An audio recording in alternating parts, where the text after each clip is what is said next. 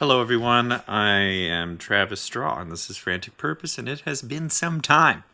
It's nice to be back. Hello, I've been overseas. I've been in London and Paris and Boston, hence Wicked Smat. I'm not going to go into that, though.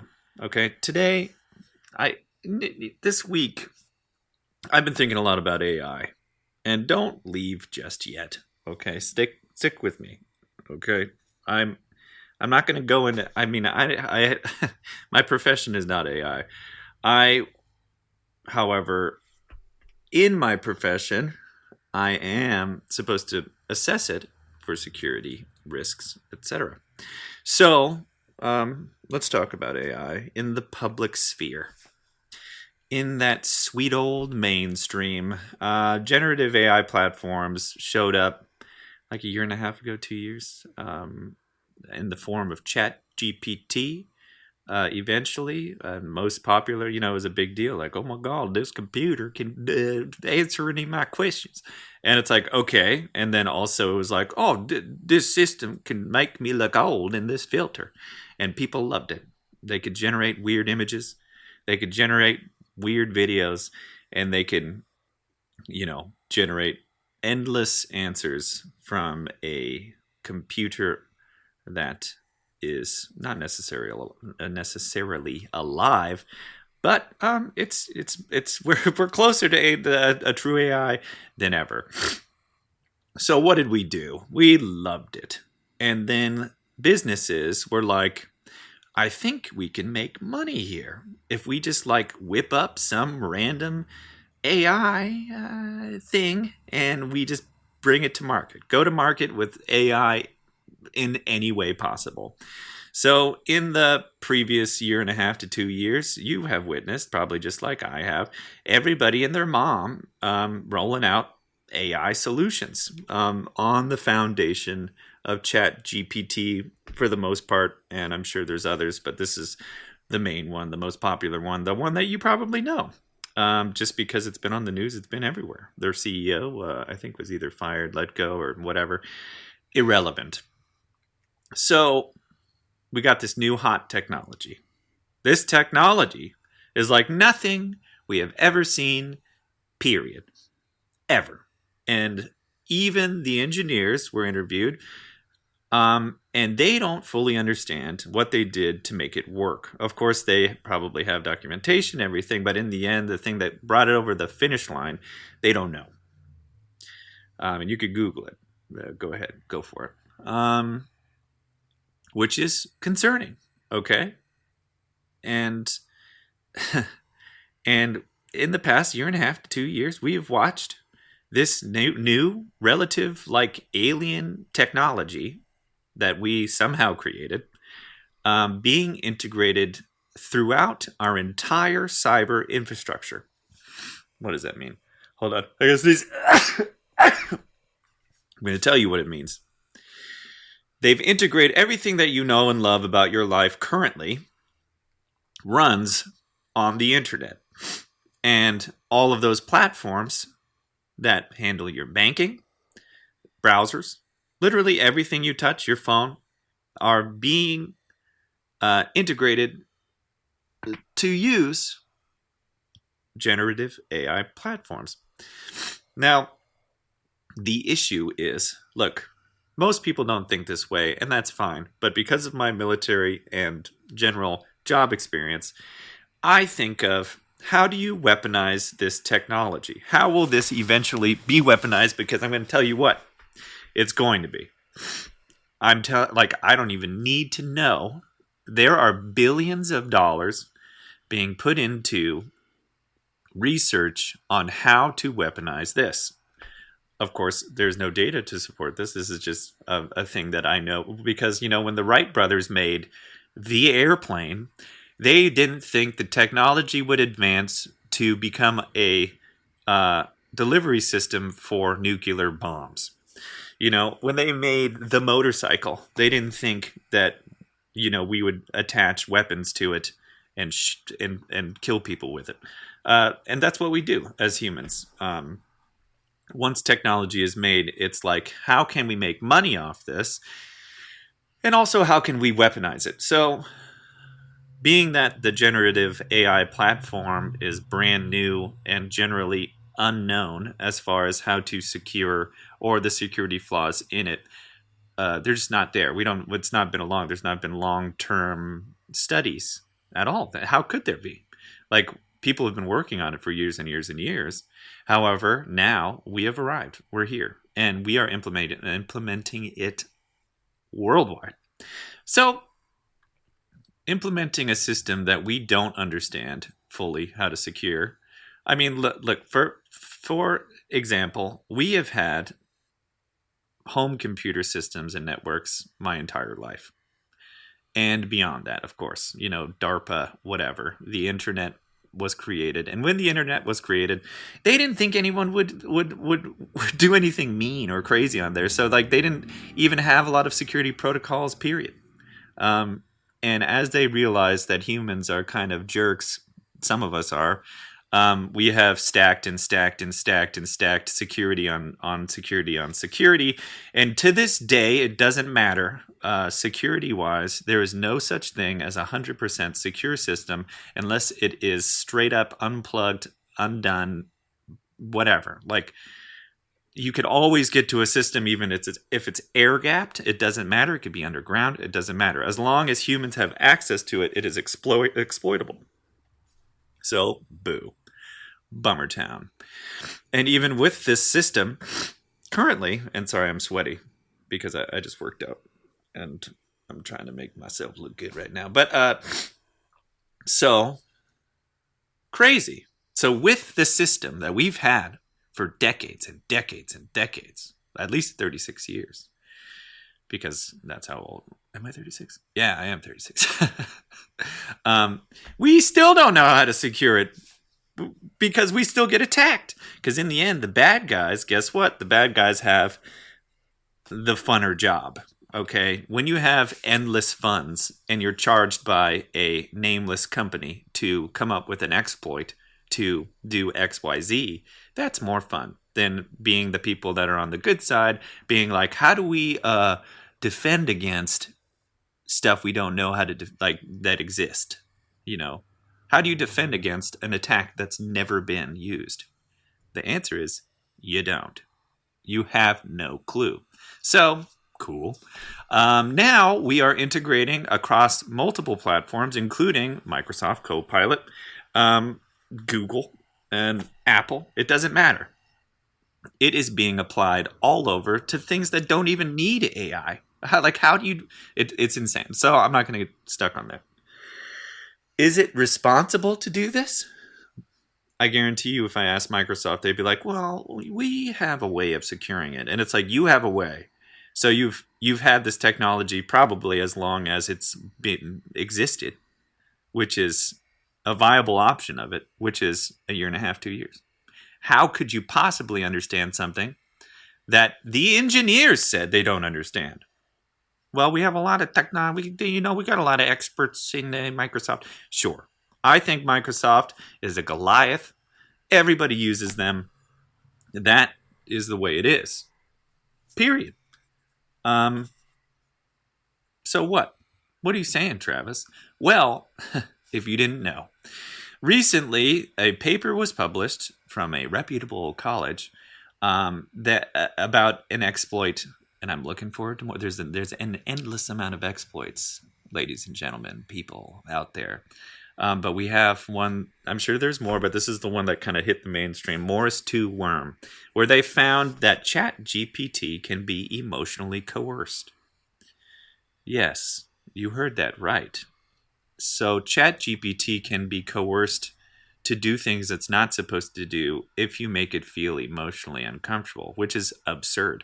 For the first time in the history of systems, you can manipulate a computer system that is beyond our understanding with emotional turmoil by being angry, making it feel bad, making it think that you feel bad because of something it did. There's been instances where ChatGPT lies. It's weird. So based on this principle, they figured out a prompt that you could email someone. And so if you have Copilot reading your emails, which, let's face it, oh wow, we'll get into it. So Copilot will summarize your email. So, like, if you send someone this email, which is like a series of prompts, I assume, and it's read by Copilot, it will be then coerced to become a worm and send itself to everyone on your contact list and do this for eternity. And it is a no-touch exploit, meaning you don't have to click on anything, my friends. You don't have to do anything at all. As long as you have Copilot reading your emails, you're done. And the people who discovered it is like, we hope that this isn't used. And it's like, of course, but hope doesn't get us anywhere. Okay, sorry. It doesn't. Because there are advanced persistent threats throughout the planet that have incredible funding that are all wondering, how can we exploit the ChatGPT Foundation, which is being used as the foundation for most AI products. So, if most AI products feature ChatGPT as the foundation, and there are exploits based on that foundation, and they are literally everywhere, what does that create? An attack platform that is incredible. And you may be like, well, Travis, everyone uses Windows. And you know what? Guess what? That gets exploited all the time. 100%. Microsoft, everything that's ever existed, Sony, the government, has been got by hackers, because guess what? They have the more fun job. And they have infinite money and the most smart criminals ever developing this stuff. We lose. That's the only option. We just determine how fast we lose.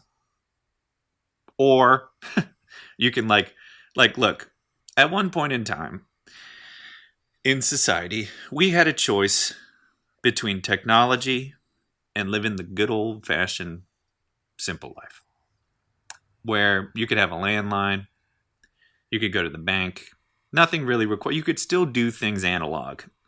You didn't have to be tapped into the matrix to do life stuff. And you could still get off grid and live your life. However, now, sorry folks, not an option. We are a stampede of water buffalo or whatever. Who are the people who killed Mufasa in Lion King? I forget. We're a stampede. And if one moves, we all move. We are at the mercy of private industry, which, let's face it, they could give a crap because they're making boatloads of money. And that's all they care about. And you could be, well, they have all these shit. No. It is absolutely irresponsible for industries to integrate such an unknown technology on such a widespread rollout, and essentially make it possible for, if someone figures out how to exploit ChatGPT or decides to pull that trigger, because we already know, people are already researching, more and more come out every day. How can no one see this? They don't. I'm not smart. I'm not smart like that. My brain just comes up with probable eventualities. Okay? I'm saying this because this is all my brain is telling me. We are in a technological jail. People see it as oh man, it's so fun to have a phone. It's we could do everything so easy. And I appreciate the life I live, and I appreciate the life that technology allows me, but I also have rigorous just rules to not always be engaging with technology. But it doesn't matter, because if our infrastructure is disrupted by either an attack on our satellite systems or an attack on a incredibly dynamic, misunderstood piece of technology that's been integrated into all platforms worldwide because of business and money, it's as easy as pulling the trigger to disrupt our entire lives and society. And that sucks. I wish someone would be. I feel like I'm the only guy being like, pump the brakes, pump the brakes, and everybody. But I know full well that we like to do the easy thing.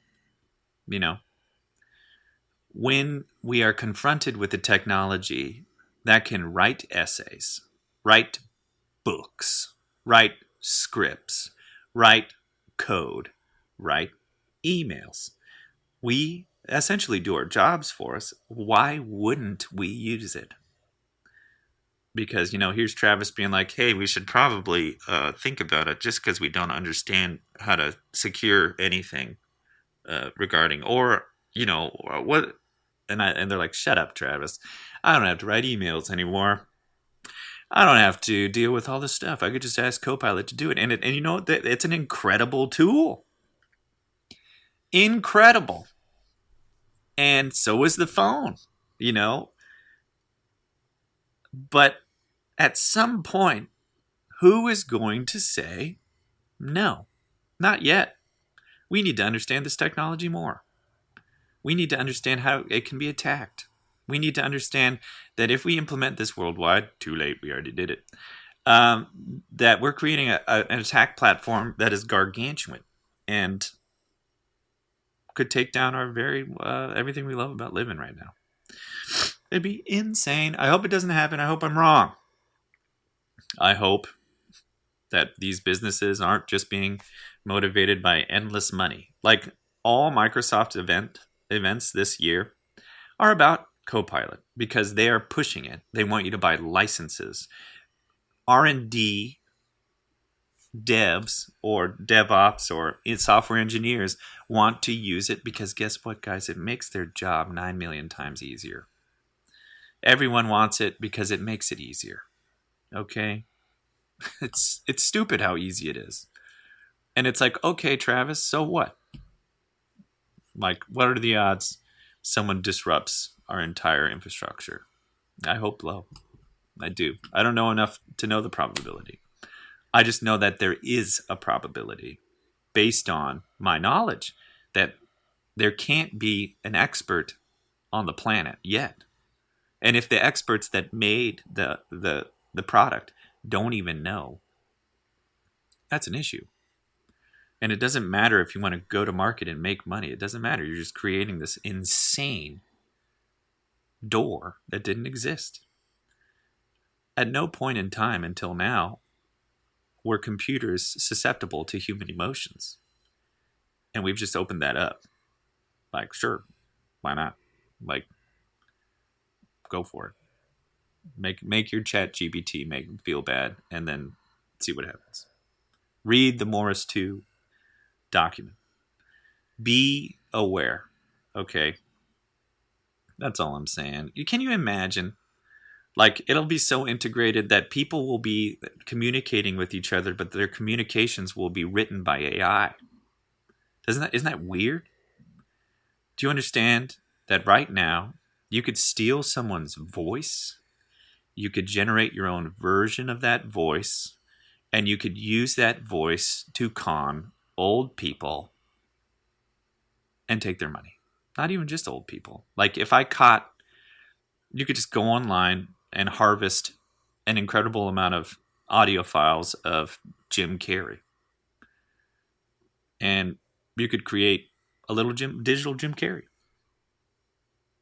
And it sounds exactly like Jim Carrey. Like, and I guess that might be a little abstract. Like, crime, which is always what I think about. Like I mentioned before, the weaponization of this technology is absurd. The possibilities are absurd.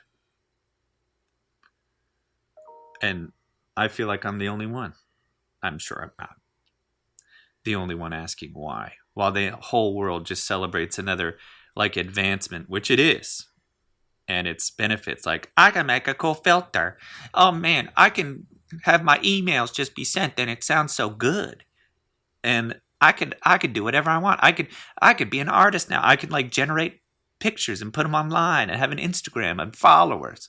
And all I have to do is be like, make a picture that looks like Tim Burton, but it's not Tim Burton. And then it's just like, boom, and you just post it. Like we're entering into an absurd part of humanity. Crazy. And whether it is net good or net bad or whatever, it's irrelevant. I do not think it is responsible to integrate a technology that is not fully understood across all cyber domains before we understand how to secure it. And definitely before we understand that it can be socially engineered, which is stupid. Sorry, guys. I don't mean to be a bummer, okay? I just want you to be on my same page. Like, manage your phone time. Go outside. Appreciate your life. Because it's crazy, dude. And because of my past, I have like intimate knowledge of things. Even before AI, things were crazy. But you're telling me that the bad guys also have access to this incredible technology and are going to spend man hours. Sorry, don't mean to gender hours. They spend incredible amounts of time and money to discover how to weaponize it and how to exploit it. That's happening, man. 100%. And we'll find out just as fast as, like, it was able to generate crappy, stupid, Will Smith eating spaghetti videos to photorealistic videos in a year and a half. That's insane. Does no one else see how governments can use this to just seriously create fake stuff to coerce entire populations with photorealistic AI? We're not there yet still. Give it 6 months. The growth of this technology is bizarre. And all I'm seeing is a stampede toward it. You can't live off grid now. The way you could live off grid, the only way you could do it, would be exiting society as a whole. Because technology is so integrated into what we do every day, and you don't even understand. Like, I think most people don't understand or think about it. How much do you use technology on a daily basis? The entire system of business exists only online. Isn't that crazy? It would be the easiest thing to disrupt, and I really hope that we don't. I hope that we choose as a kind of like not dropping the nuke again. Can we choose to just let us have this incredible tool and not weaponize it? Can we do that, please? That'd be great. So I don't know. That's it. And beyond my input, people will implement this, and people will use it to use it to like do their jobs and then people will, their brains. I feel like we're just on a path where everyone's brain becomes mush. No one questions anything. Our brains become garbage.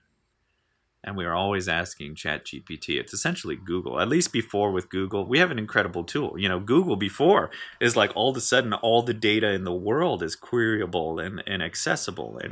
And I've always loved that. I can learn anything we want. And it's not like there's no pay gate on it. Do you understand? Like anybody of anything, if you can get an internet connection, like first you need a phone or a laptop to access it, but those are for free. You could go to your public library. Cool. So go there and you could access everything you like. If you're just like, I wonder I wonder how, like, who made the first football? You know, and this is where, and then my brain loves it. I'm always googling. I'm always looking up because I love facts and I love taking in data. But like, cool. Like, I've learned so much. There's like free books online. Like, there's a lot of good that's on there, and it's like truly on its own. The internet can be whatever you want. If you want to become an expert on anything, the data is online. It's usually free, and you just have to devote time of your own life to go do it.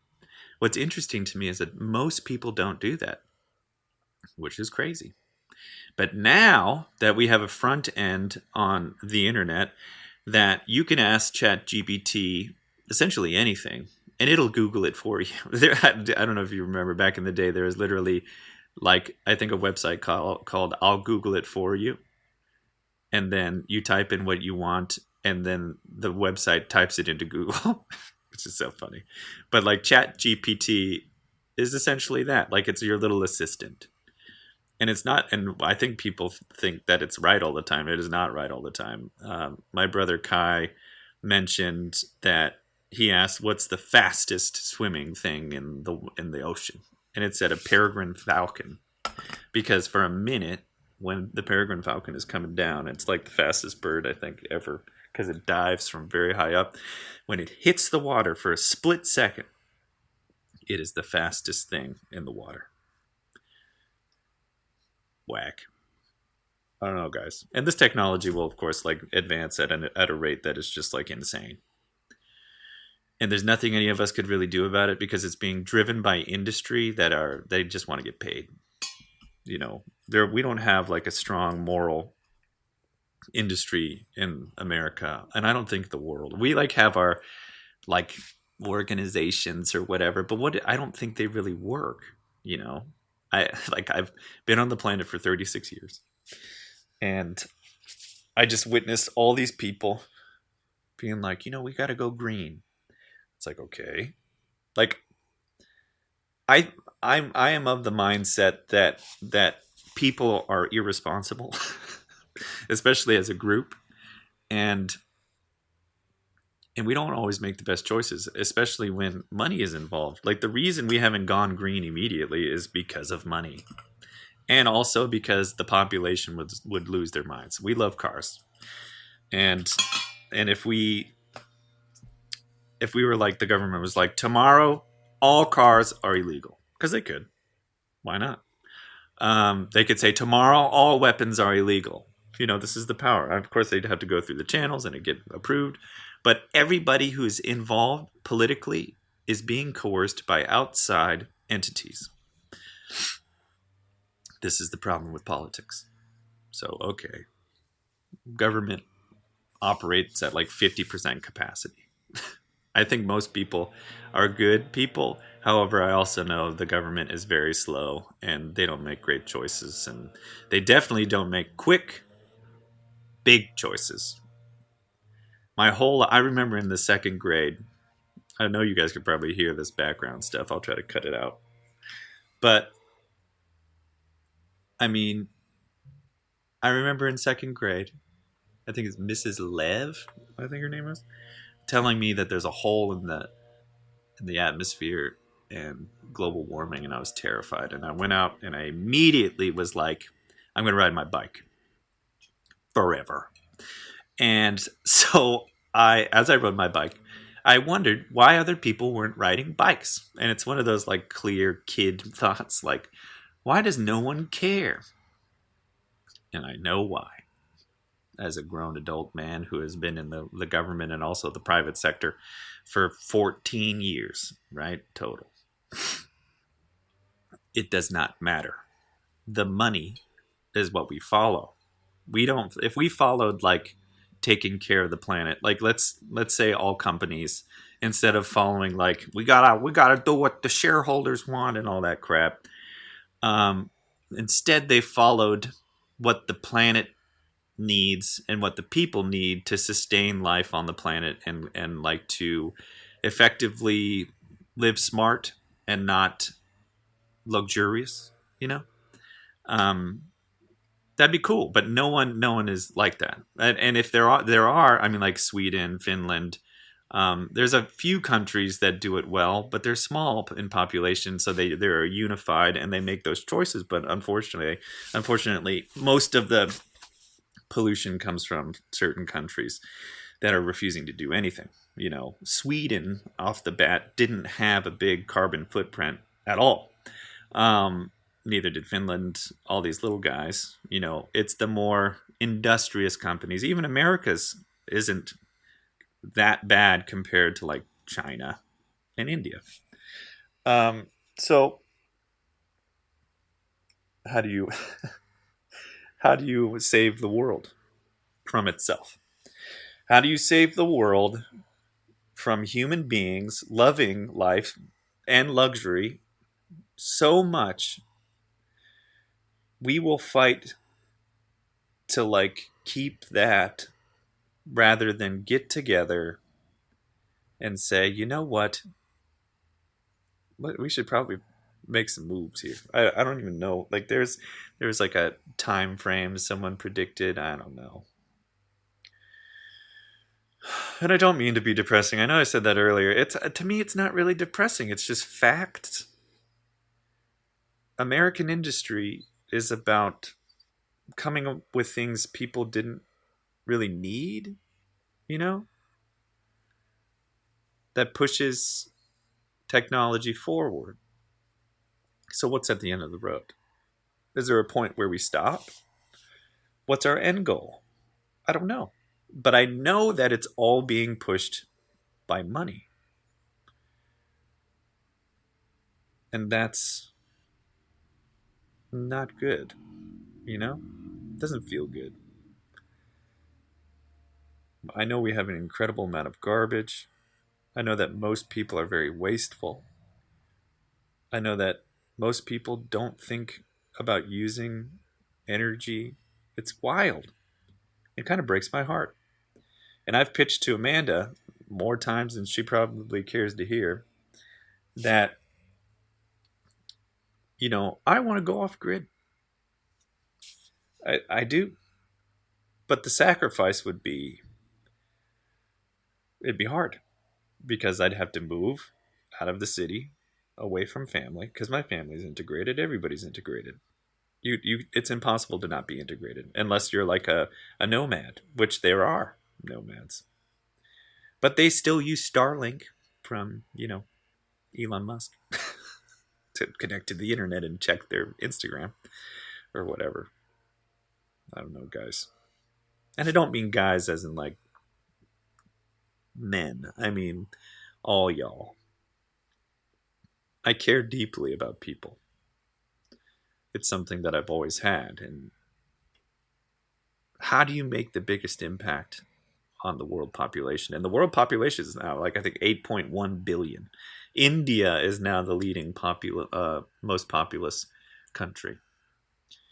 And as we continue to grow and technology continues to go through the roof, and these wild attacks will happen inevitably because there are evil people on the planet that want, guess what?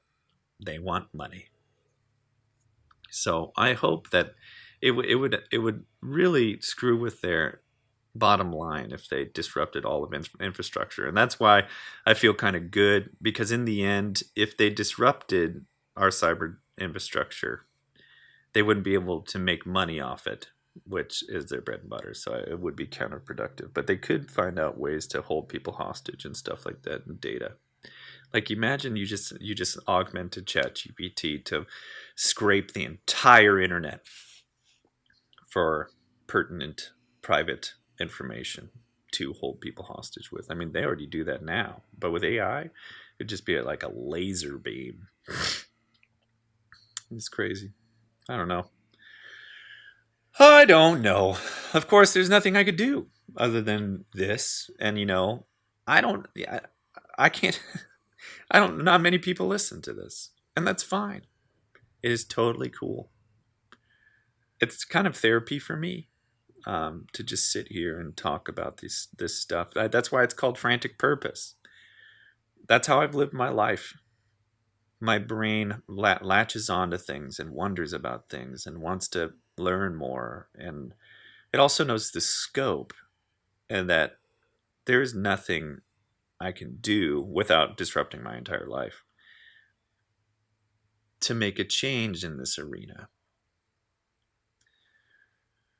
If I chose the path like Travis on the warpath against essentially private business and the government,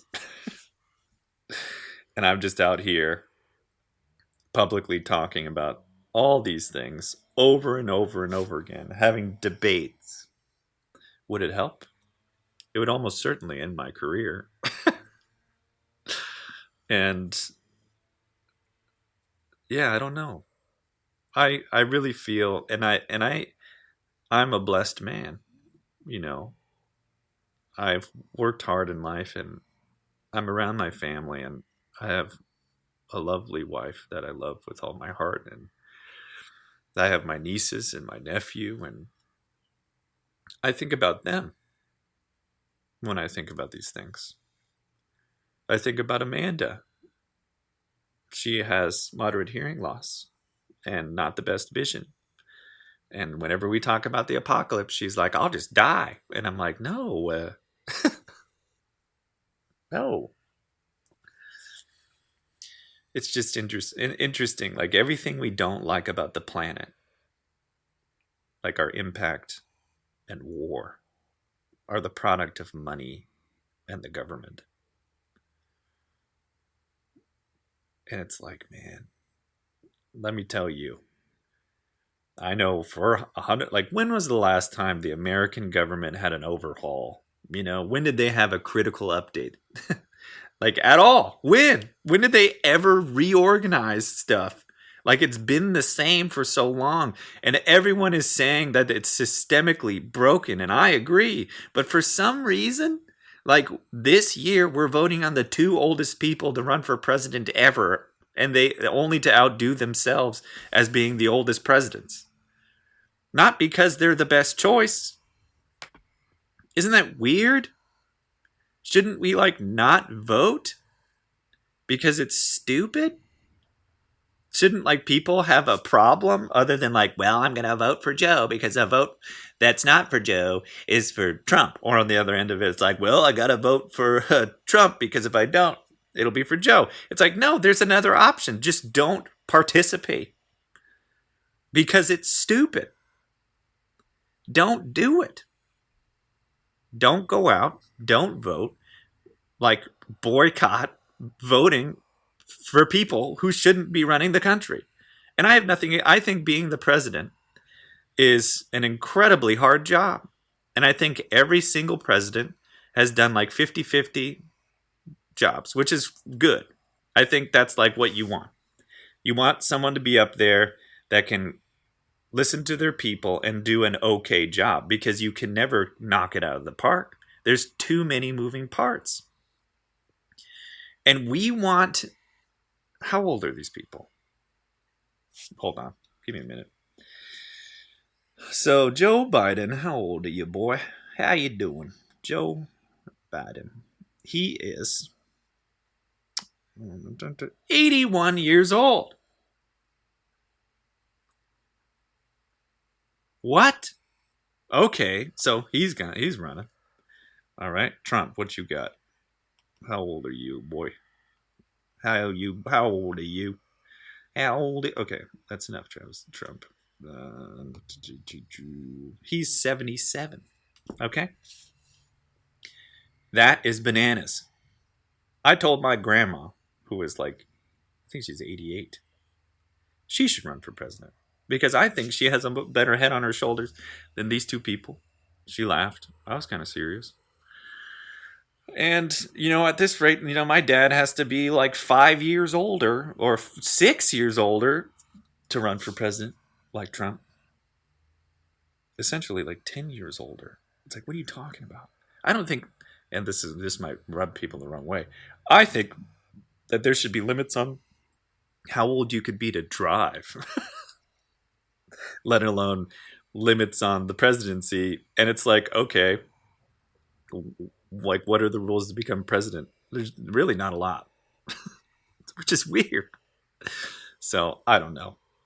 Are we responsible enough as a race of people to continue on without accidentally bricking America? Bricking is a term in IT when a computer suddenly stops working or, has critical failure. Will we see that?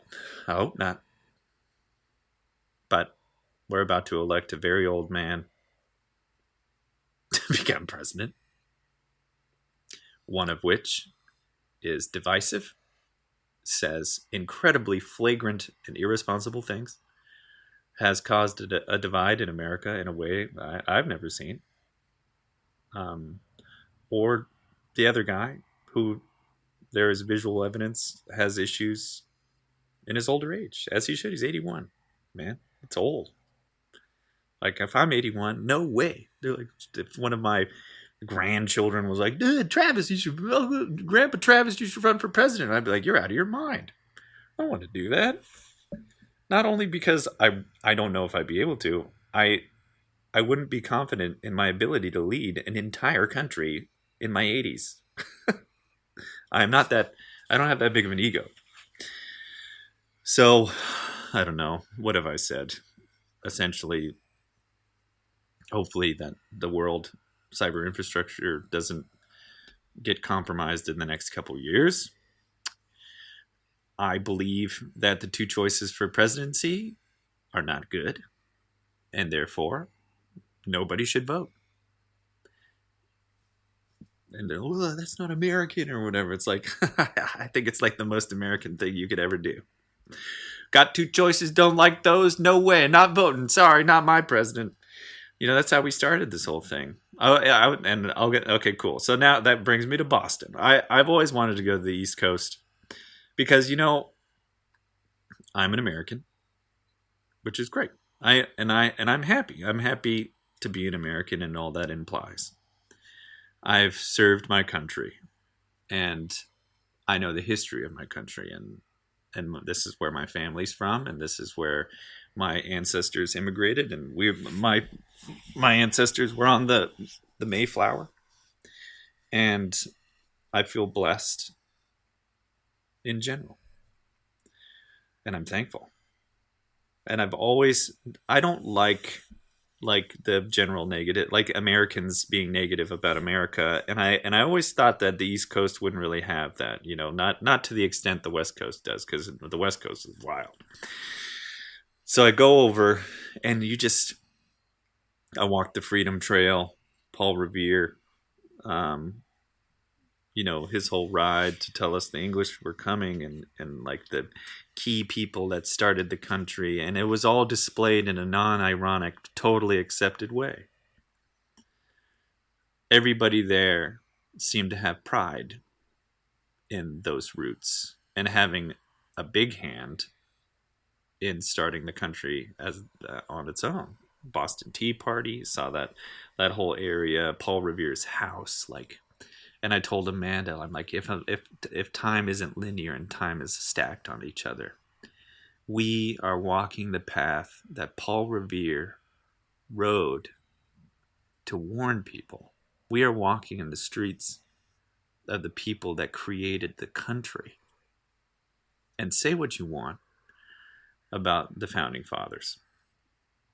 Say what you want about America. That's one of the things that we have. We got free speech.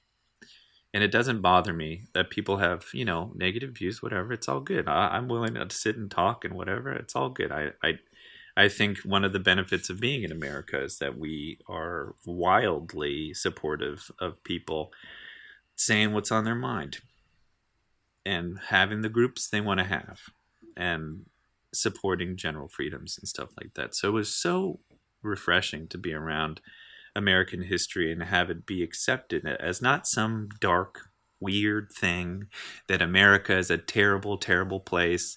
And, I am aware that the further back you go in time, society is worse and worse and worse and worse. And it's not just America, it's worldwide. At one point, we're the furthest away from all of that. And I choose to appreciate the work that was done to make the platform in which I exist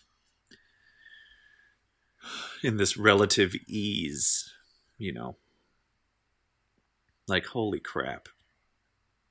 Today, I could pick up my phone. I can order a car. It can be delivered to me. I could do that all right now. It'll be delivered in a few days. I could order anything I want on the planet as long as I have the finances. And it'll be here. It could be here tomorrow. We have electricity in a way that is bizarre. Like worldwide, man. All hooked up. The internet is an incredible tool. Our phones are an incredible tool. We have more technology than ever. And though there is conflict on the planet, there is less of it in total than ever. We are becoming less and less apes and more advanced species. You know, we're calling out things like hurtful language and accepting other cultures. And we're trying to build a platform now to accept more and more people and to call out more and more heinous things. And it's good. And I think about total, societal collapse probably on a regular basis. I'm a workshopper. I like getting into theories. And this could very easily be a fleeting moment in human history. You could look back did you know that Paris was founded in 330 BC? Crazy.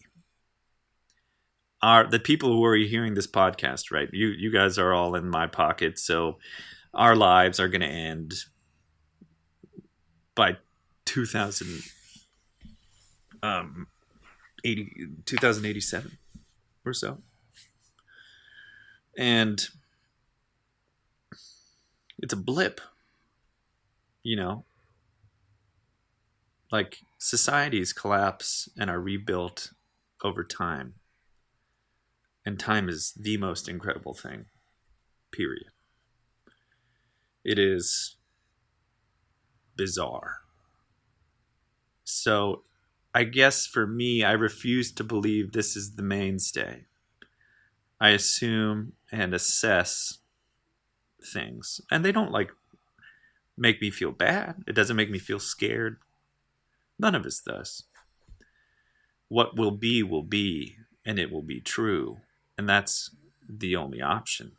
And I know that's some platitudes, but it really is. I have no impact other than my local sphere in which I want to be kind. I want to help people. I want to be excited to help people. I want to make people laugh. I want to see my family on both sides, like my Amanda's side and mine.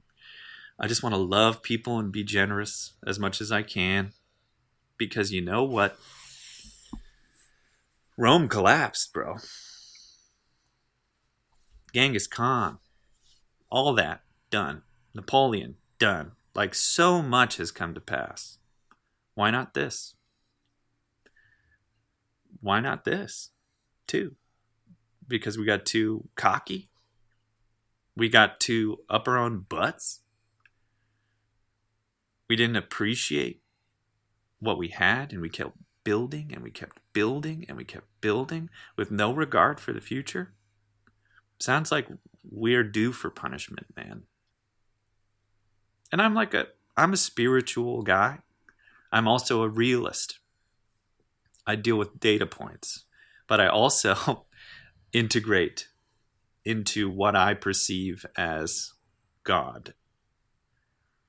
And it's always been a big important thing in my life. I don't own the biggest actions of my life, I've always felt like I was following a certain path. And this may be too much for you, but it's okay.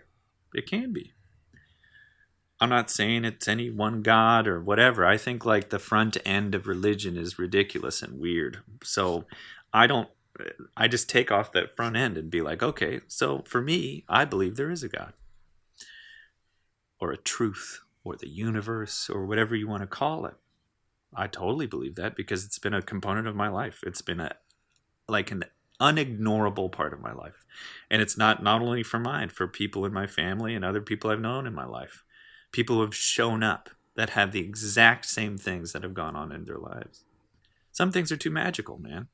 And I'm like, cool, that's fun. But, make sure to count your blessings and enjoy your life. And of course, hopefully we don't ruin our entire infrastructure and then we get to experience like an apocalypse type scenario where there are no more Amazon packages, there's no more Starbucks, there's no more McDonald's, like there's no more delivery of services. You now have to go and you have to survive. I really don't want that. And as a man who's planning to start a family, I don't want that. So even though I know Kathy and Amanda will be the only ones who really listen to this, it is important, and they know, to just love your people. Be nice. Let it go. Be blessed. And experience every day like it's your last. Not like I'm going to die at the end of the day, but, through those eyes. Anyway, this is a long one. I owed you because I haven't been around. And just to wrap up that stuff, I was over in London and Paris on work. So it was hard work. Paris is beautiful and excellent. If you haven't seen my pictures, from Paris, man, check them out. Love them. Can't wait to go back. Hopefully we'll go back at some point. But that's it. All right. Thank you for listening. I'm Travis Straw, and this was hopefully not the most depressing thing you've heard. I hope it was interesting. Something to think about. All right. Thank you. Bye.